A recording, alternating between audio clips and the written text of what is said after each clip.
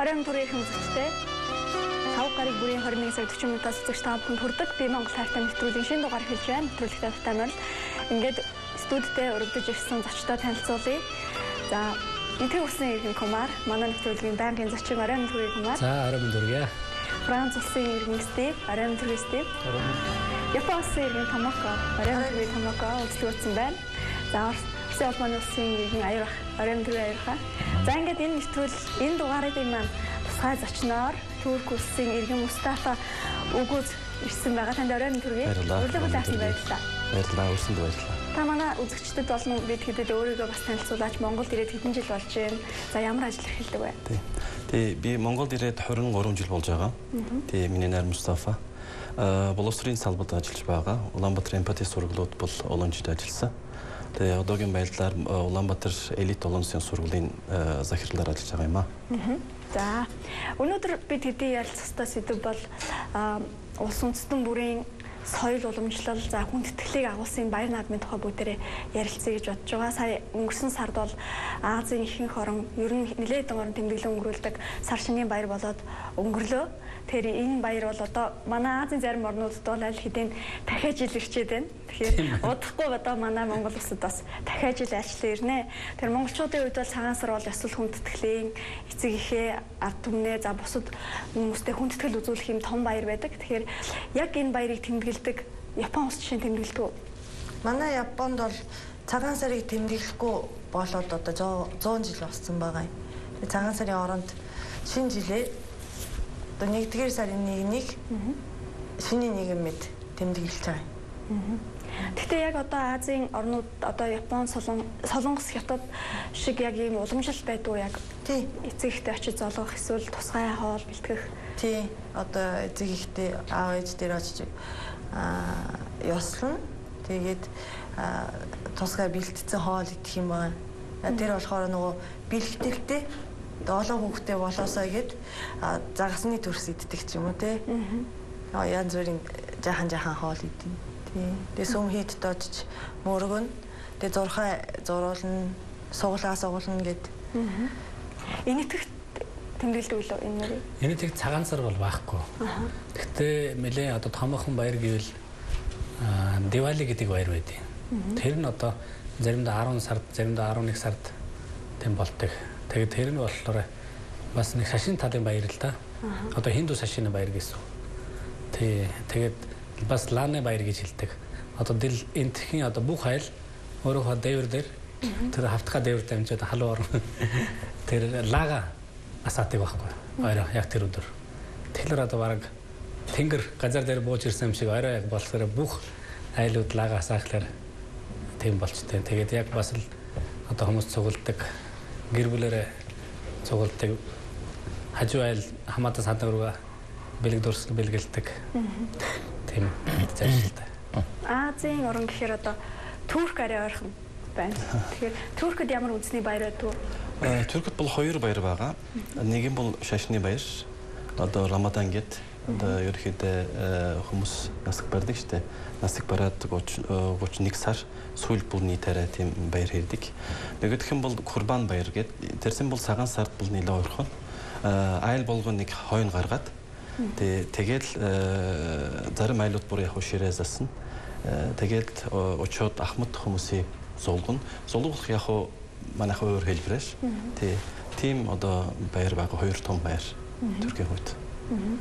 Оросын холбооны улсад чинь хамгийн үндэсний том баяр нь ямар баяр гэдэг лээ? Миний харвал Ялтын баяр гэж бодож байна. Тэгвэл цагаан сар бие Оросд бас олнуудаа тэмдэглэж оролцож байсан. Хальмаг, Бурят, Тува, Москвад миний мэдж байгаагаар 78,000 орчим хүмүүс бас цагаан сар тэмдэглээд байдаг. Ямар ч гэсэн Бурят, Хальмагт бас амралтын өдөр. Гэхдээ Монголын цагаан сараас ямар ялгаатай байдаг? Яг Монголын цагаан сарыг тэмдэглэж байна. Монголын цагаан сар. Ууц тавиад. Тэгээ ууц тавиад баяр. Тавгийн эдэн ерөнхийдөө төстэй. Гоо Хальмаг, Бурятууд тийм их ялгаа байхгүй шүү дээ. Яг Монголын шиг Туваны ч гэсэн. Францад үндэсний том баяр нь хамгийн том баяр Крисмас байна. Тэгээд энэ үед бас бид нар олон бэлэг бэлэглэдэг. Тэгээд бүгд гэр бүл хамт байж болно. Тэгээд бид нар бас олон хятадууд хүмүүс байгаа.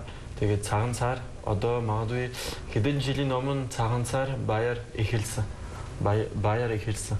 Тэгээд магадгүй 5-6 жил өмнө энэ баяр эхэлсэн. Тэгээд одоо жил бүр Парис дээр олон хүмүүс энэ баярлаад. Цагаан сарыг. Тий. Тэгээ Монголын цагаан сар та тэмдэглэж үтсэн те Монгол цагаан сар. Тэр ямар ялгаа байна вэ ер нь Францад тэмдэглэж байгаа цагаан сар? Магадгүй маш өөр. Гэхдээ Франц би энэ цагаан сар үед сайн сонирхож байсангүй. Тэгээд би сайн гарсангүй. Тэгээд сайн яргаа би одоо сайн хэлэх мэдгүй. Гэхдээ бүх хүмүүс гадаа байгаа. Тэгээд дефиле жагсаал годамж дээр аргадаг. Тэгээд бүжиг байгаа, хөгжим байгаа. Энэ шиг тэгээд одоо бүгд хүмүүс айлд очдог би одоо сайн мэдгүй. Гэхдээ сонирхолтой бас гайхалтай байна. За Монголын та хоёр одоо чиний итгэж бас баяраа тэмдэглэхдээ бие биендээ бэлэн өгдөг гэж байна. Франц ч гэсэн одоо Крисмсээр өгдөг. Ер нь бол баяр наадмаар бие биендээ бэлэн өгдөг. Тэгэхээр монголчууд цагаан сараар ч гэсэн бие биендээ бэлэн өгдөг бас уламжлалтай. Тэгэхээр бэлгэний хувьд гээл яхаар бас жоохон эдийн засгийн хувьд бол тухайн улс орондоо бас ашигтай байдлаар иргэдэг заримдаа. Одоо жишээ нь хятадын цагаан сар боллоо гэхэд хятадуудыг аль болох дотоодын жуулчдын дэмжиж одоо Бээжингээс явж байгаа хүмүүсийг халуун хэсэгтээ аваачих аль болох тэр эргэлзэж байгаа тэр мөнгийг бол дотоодоо үлдээх юм аргыг их барьж байна. Жишээ нь Америкт очиж байгаа хятадын жуулчид яг цагаан сарын 7-нд очиж байгаа жуулчид дунджаар бол 8,000 орчим долларыг үрээдгээ гэдэг юм судалгаа байгаа. Тэгэхээр энийг яг хятадтай барих маш их бодлогыг барьдаг юм байна л да. Тэр монголчууд ч гэсэн одоо энэ жилээс ч гэсэн өнгөрсөн 7 хоногт манай нэвтрүүлэгт оролцсон өвөр монгол залуу маань ч гэсэн уриалга гаргаад Монголдо яг бэлгэж гэсэн одоо монголчууд дотроосоо бэлддэг эдийн засгаа бол дотооддоо үлдээ гэсэн юм уриалгыг бас гаргаж байсан. Тэгэхээр яг та бүгдийн орнуудад яг энэ талаар ямар бодлого барьдаг вэ? Жишээ нэмдэхэд. Мэдээж баярын хувьд бол эдийн засгийн хувьд бол угаасаа өөрөө хэллээ шүү дээ, тий. Ер нь бол их хэрэгтэй зүйл байгаа. Одоо энэ тэгд бол бас олон баяр болдог л да. Яг календараар харах юм бол хамгийн олон одоо улсын нөгөө байгууллагууд хамгийн олон амардаг орн байхгүй энэ тэг бол. Нөгөө олон шашинтай. Тэг шашин болгоны баярыг тэмдэглэхгүй болохгүй. Тэгэхээр тэрний ирчээр хөдөлთა авалт хүмүүс хүссэн үсээгөө эргэлтэнд сайн байгаад байдаг. Энэ зэгт бол мэдээж тэр баярын онцлог нь өөрөө шашинтай холбоотой учраас болж игэл тэр дотоод юмаа голцоо хэрэгэлдэг. Одоо тэр идэж уух байна уу? Тэр хөвс үнэр байна уу? Тэгээд гадны юм за яг одоо хятад улсаас авж байгаа импортлж байгаа барнууд бас сүүлүүдийг болчиход байгаа. Тэр нь яг хямд байгаа боловч бусад одоо баруун орноос орж ирсэн бол үнэтэй байна гэсэн үг шүү дээ. Энэ тэхийн дотоод баранаас. Тэгэхээр тэрийг бол зах зээлээ ихэнх нь одоо юу н одоо тэрийг хөдөлთა авалт хийх боломжгүй гэдэг ч юм уу. Тэгэхээр зайшгүй одоо дотоод бүтээгдэхүүн хүнийг юу яадаг. Тэгээ сая хэлээ дотоод аялал жуулчлал бас их юу яадаг. Тэгэхээр энэ бол аль болохоор бас тэр бодлого айлж улс болго ирмэлдэг байх гэж боддоо шүү дээ. Таавд. Оросд яна гэнэ?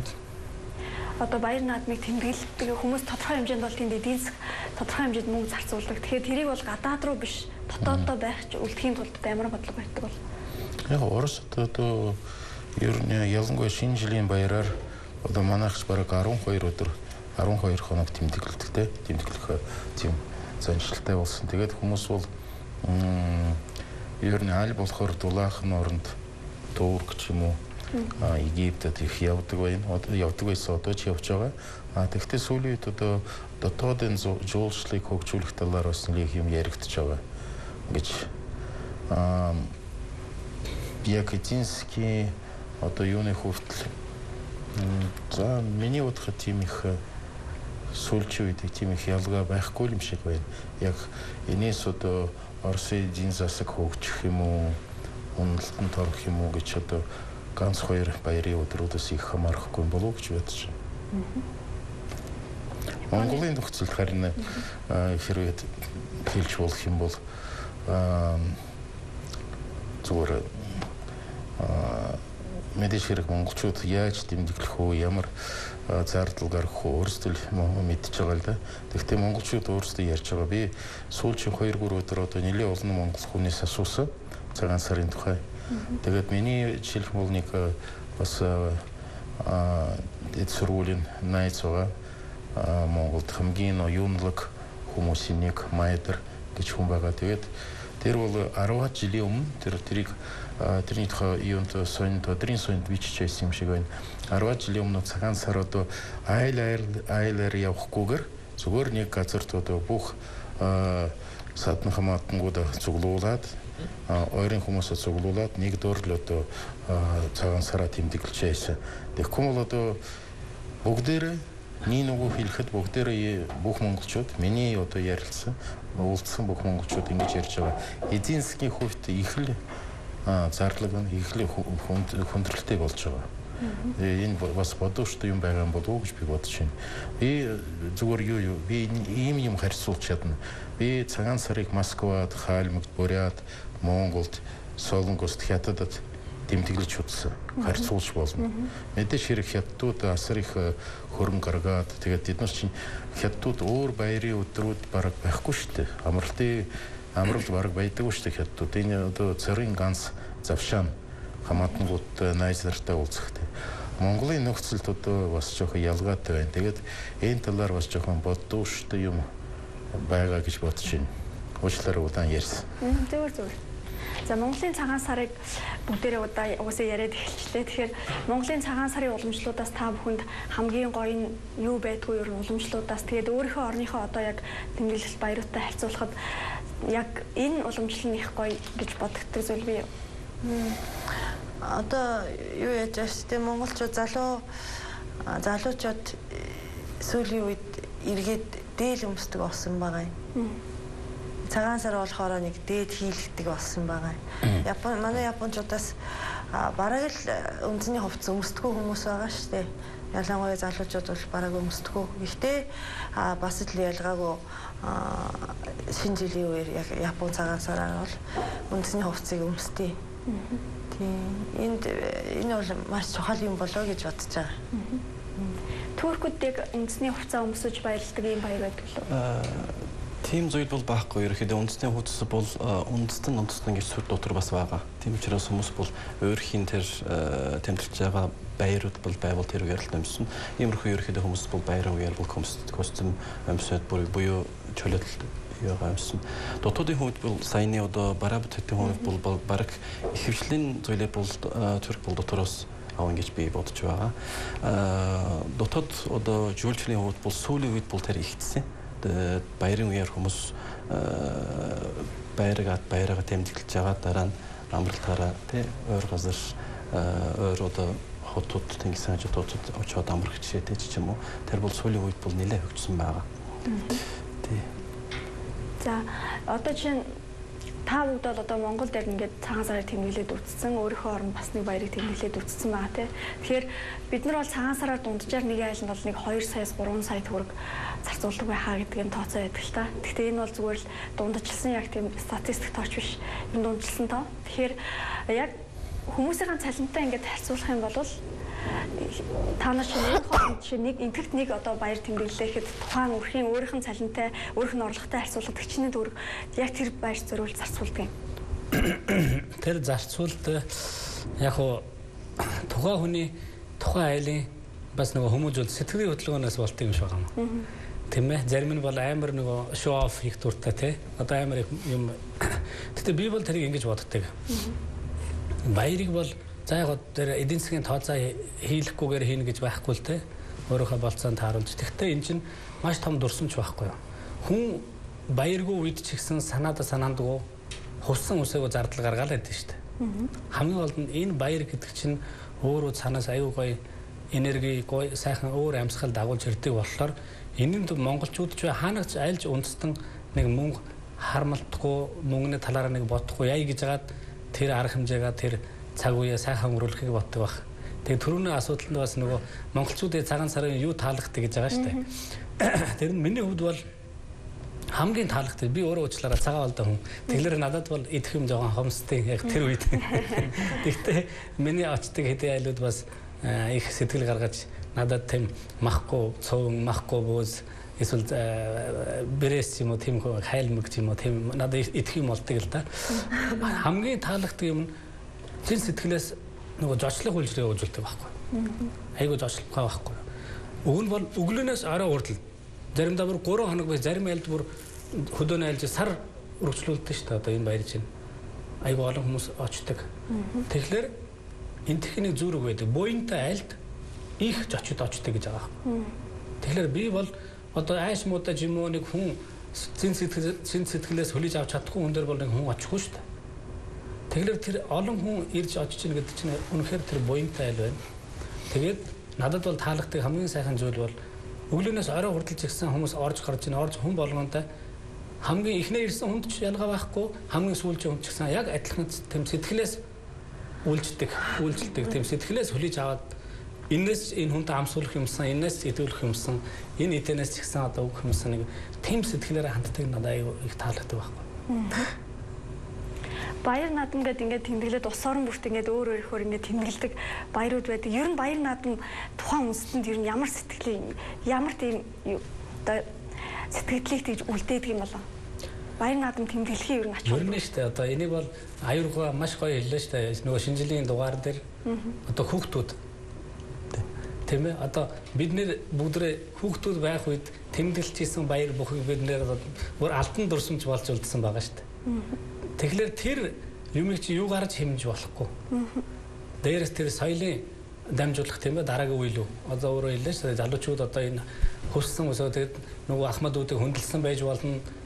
Өөрөө үнсэрхэх тийм соёл нь одоо жоохон гарч ирж байгаа байж болно.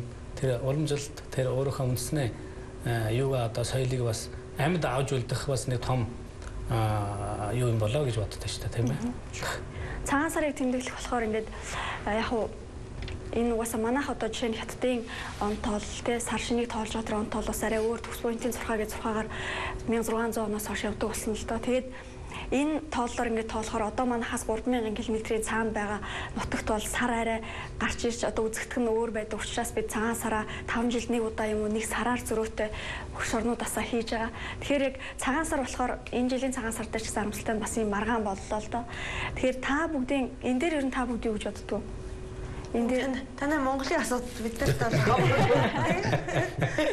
Тэгэхээр яг тийм юм зөрөөтэй болдог баяр наадам байдгүй танад. Сар жил бүр ингээл өөр цаг хугацаанд болдог. Байдаг. Байлгүй яг одоо миний түрүү хэлсэн баяр чинь яг тэр бас нар сартай л холбоотой. Одоо энэ Мустафа хэлсэн бас нөгөө одоо тэр Курбаны нүс чинь Рамадан чи бас өөр юугаар тэр хизригээр болдог тийм ээ тэр надад. Тэгэхээр энэ юм бол угаасаа Крисмасээс бусдын баг тийм ээ. Крисмас одоо 12 сарын 25-нд болно. Тэгэхээр тэр бүр онцлог байгаа. Тэгээд тэр зурхаан ч гэсэн цаанаа маш том эрдэмтэн хүмүүс ажиллаа. Тэгтээ нарийн юмыг бол аюургаа илүү номын хүн чинь хэлэх байх тийм. Надад юу л их гоё санагдчихэ. Нэгдүгээр монголчууд гадаад нь ямар ч хүмүүсийг энэ цагаан сар ч юм уу наадмын баярт оролцуулах дуртай байна. Одоо энэ талаар их зочломтгүй.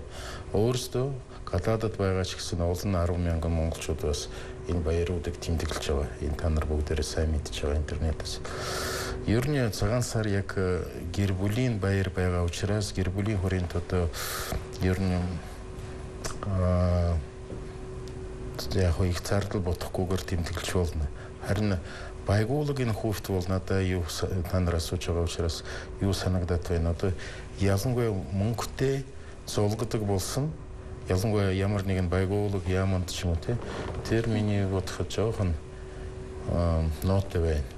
Би нэг яам агентлагийн газруудаар зүгээр бараг санамсаргүй ажиллаар хүмүүстэй уулзахаар явж ирсэн чинь тэгээд нэг хүмүүс бүр 20,000 төгрөг бас баг гэж үзээд зарим нь $100 одоо сайттай золгоход зарим нь 500 евро ч үлээ 500 фунт ч юм уу заавалжгүй аяга хамгийн их мөнгө байх хэрэгтэй. Тэгээд тэрийг одоо даргаад өгч байгаа юм бол энэ бол миний бодоход хахуул энэ бол яг Монголын одоо заншилтай, уламжлалтай тийм их миний мэдхээр бол тийм юм байгаагүй шүү дээ.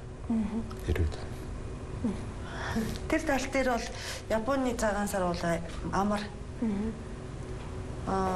залуу хүмүүс хөвшин одоо ахмад хүмүүс мөнгө өгдөггүй. Дандаа ахмадууд залуучууд өгдөг байхгүй юу? Тийм. Манайд бас юм байгаа адилхан. Тийм үү. Тэгээ Түркт бас адилхан ерөнхийдөө залуучууд бол ахмад хүмүүс рүү очиод золгоно буюу ахмад хүмүүс одоо гэр бүлийн хамаатан ах дүү нар бол тусалж байгаа л хойно гаргана гэсэн шүү дээ. Тэр ирсэн хойно гаргаж байгаа тэрэ хамтдаа ирсэн зочтой хамтдаа идэх жишээтэй ч юм уу. Тэгээд ялангуяа хүүхдүүд тий баярын угаасаа гол зөйлөн бол хүүхдүүд баярлуулдаг шүү дээ. Тэ энийг бас ингэж ашиглах ёстой юм болов уу гэж би бодож байгаа. Бас адилхан бүгдээрээ адилхан байр суурьтай гэж бодож байна. Энэ зүйлийг бол бидний ёс саншил, уран болгоны ёс саншилтыг нийлүүлж тэ хүүхдүүдэд бол тэр зүйлийг заагаасаа тэ. Тэгэхээр хүүхдүүд маань бол өөрийнхөө заншилыг баярын уламжлалаар бол сурна шүү дээ. Тэр бол том нэг зүйл боломж гэж би бодож байгаа. Бүх баяруудын бол нэг одоо нэг гол зүйл нь юу вэ гэхээр баярууд бол шашин, ёс заншил нийлүүлж тэ нийтээрээ баяраараа ингээд хүмүүс ард түмнээрээ ингээд амтарч байгаа. Тэ баярлж байгаа гэсэн үг. Тэгээ энэ дээр нь бол ерөнхийдөө бол цагаан сар буюу бусад баярууд бол ингэж байх ёстой. Ядууч бай, баянч бай ард түмнээрээ баярлах жишээтэй тий баярлах ёстой. Баян хүмүүс маань бол ерөнхийдөө Түрк дотор бас тийм байгаа. Баярын өмнөх өдөр буюу бүтний өдөр баян хүмүүс бол ядуу хүмүүс рүү тэр гаргасан хойны 3/1 хэсгийг өгөх жишээтэй ч юм уу. Тий. Тэгэхээр тэр хүмүүс бас адилхан тэг баярын өөр амсгал байгаа шүү дээ тэр амсан. Ялангуяа ядуу хүмүүс баян хүмүүс рүү очино. Тэд нар бас адилхан тэр хүмүүсийг харж үзээд тэ нэг бэлэг жишээтэй, бэлэг өгөх жишээтэй ч юм уу. Хүүхдүүд маань бол энэ дээр миний сая хэлсэн шиг маш чухал ажиллах ёстой. Тэдний толгойн дээр нь бол ёс саншил, хэл тийм үү? Бусад зүйлүүд өмнөх жилүүдэд өмнөх зүүнд тухайн орн дээр бол байрууд яаж тэмдэглэж байсан жишээтэй ч юм уу тэр зүйлүүдийг бол заах ёстой болов уу гэж би бодож байгаа.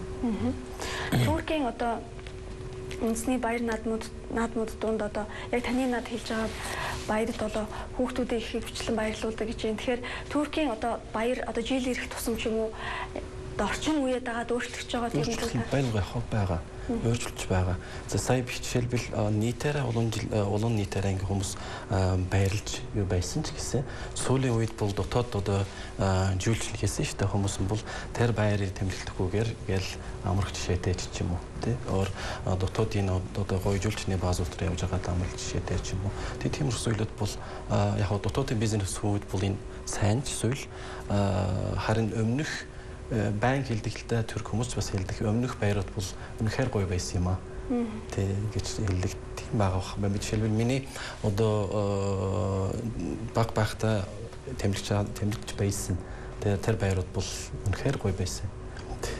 Одоо жоо өөрчлөлттэй байгаа. Өөрчлөлт бол гэх өөрчлөлт болж байгаа. Тий. За энэ жилийн цагаан сарыг та өнгөрүүлэх үү? Монголд уу? Монголд.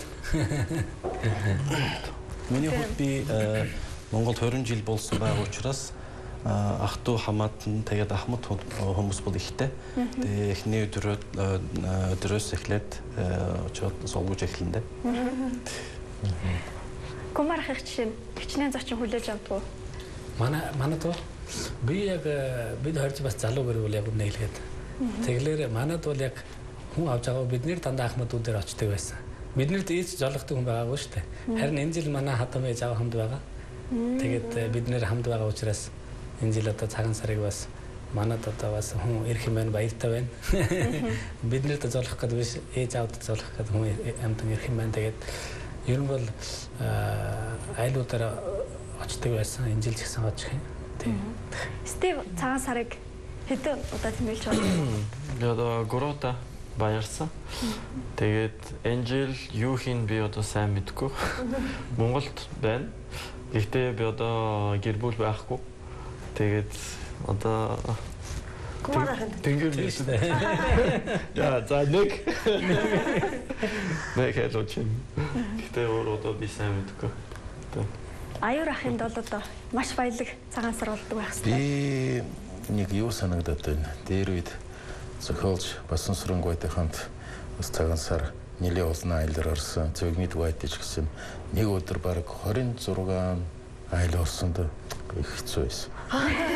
Айл болохоор жоохон даруухан тэмдэглээ. За ингээд улс орон бүрийн хамгийн чухал одоо шасал хүндэтгэл болсон баяр наадмын тухай танаа орнуудад ер нь яаж тэмдэглэдэг юм бэ гэдэг талаар мэдэх гэсэн нэвтрүүлэг маань ингээд өндөрлөж байна. Ингээд орон орныхоо соёл ёс уламжлал тэгээд бас Монголтой харьцуулсан Монголд тэмдэглэдэг баярын тухай бидэнтэй уулзсан та бүхэнд баярлалаа. Эх 7 хоногийн нэвтрүүлгээрээ бүгдээрээ иргэн уулзъя. Түр баяртай. Бидэнтэй хамт байсан үзэгч та бүхэнд баярлалаа. Өчиг сайхан өнгөрүүлээрэй. Баяртай. Баяртай.